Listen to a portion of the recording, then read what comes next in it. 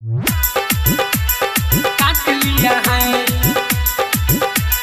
काट लिया है। Mix by Rishi Raj DJ Akhilesh आइल बारात सखी भई जाए माला, देखिए के हमके भई दीवाना, रे सखी आइल बारात सखी भई जाए माला, देखिए के हमके भई दीवाना। सखी सीना साट लिया है, साट लिया है। दीदी रे देवरा तोहार गाले पदाते काट लिया है, काट लिया है, काट लिया है। दीदी रे देवरा तोहार मड़वा में दाते काट लिया है, काट लिया है,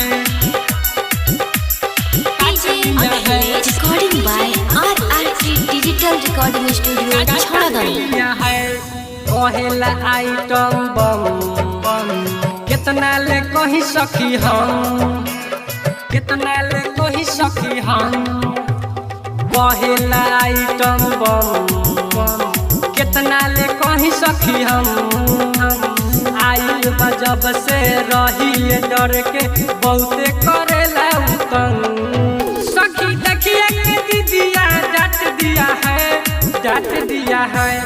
दीदी रे देवरा तोहार गाले पर दाते काट लिया है, काट लिया है, दाते काट लिया है।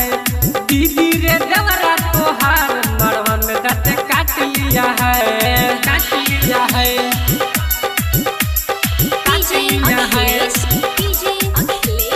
काट लिया है। आई रे दादा लाली लगावल उलाल, कोइले बजिऊ के काल, कोइले बजिऊ के काल। लाली लगावल लाल, कोइले बजिऊ के उकाल। ओठ हमर चाट के दुनु गाल काट के भइल बाटे उनिहाल।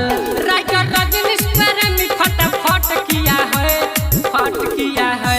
उमा शंकर जितेंद्र तोहार गाले पर दाते काट लिया है, काट लिया है रे दाते काट लिया है। दीदी रे देवरा तोहार मड़वा में दाते काट लिया है। Recording by RRT digital recording studio.